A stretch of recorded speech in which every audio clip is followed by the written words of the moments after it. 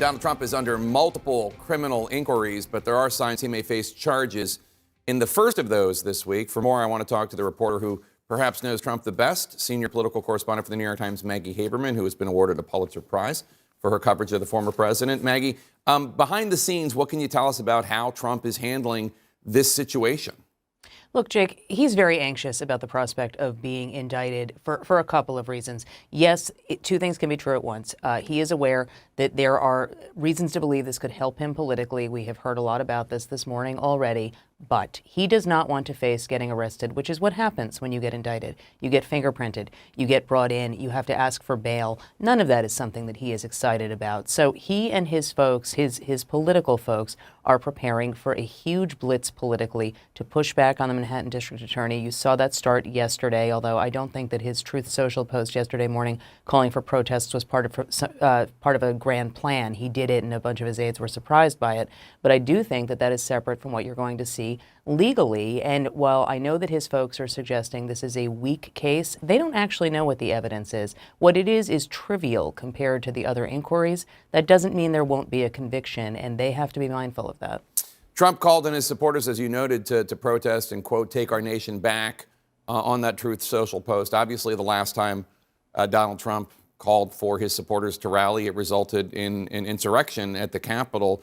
Does he have any concern about violence? No, this is not something that, he expresses enormous concern about to anyone. That doesn't mean people around him are not concerned about what he's saying about protest, and they are, because as you know well, he is still under investigation. One of these inquiries by the Justice Department is about the events leading up to January 6th and his efforts to stay in power, and there have been lots of people, hundreds, arrested in connection with that attack on the Capitol. So this is not something he voices a whole lot of concern about, but it is absolutely something folks in his world are mindful of, that this is going to keep coming up, especially as he pushes this.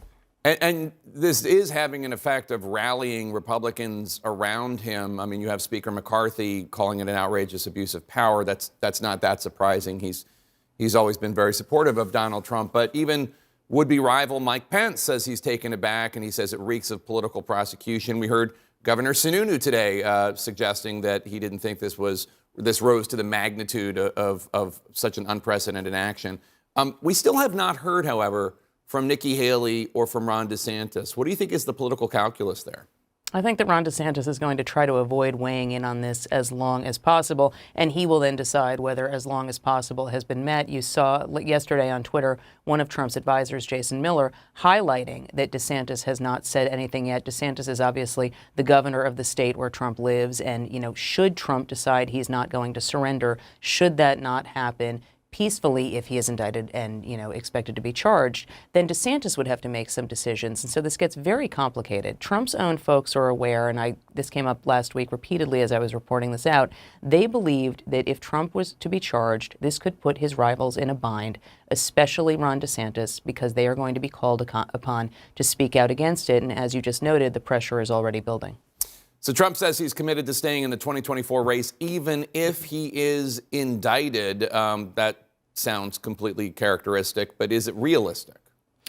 I don't think it's unrealistic, depending on what else happens, Jake. If it is just this case, then I think it isn't unrealistic that he stays in, although we have no idea exactly when a trial would be. Would it even be this year? Would it stretch into next year? The point, I think, is that we are talking about potentially multiple indictments. We are talking about an indictment in Georgia possibly happening in the coming months. We are talking about indictments from the federal government happening in the coming months. That becomes a lot of freight to carry in a presidential race. And you can start to, see a world where Republicans might say, on this one case in Manhattan, we feel it's trivial. But these other cases, this drip, it's just constant drama, and let's move on. We'll see.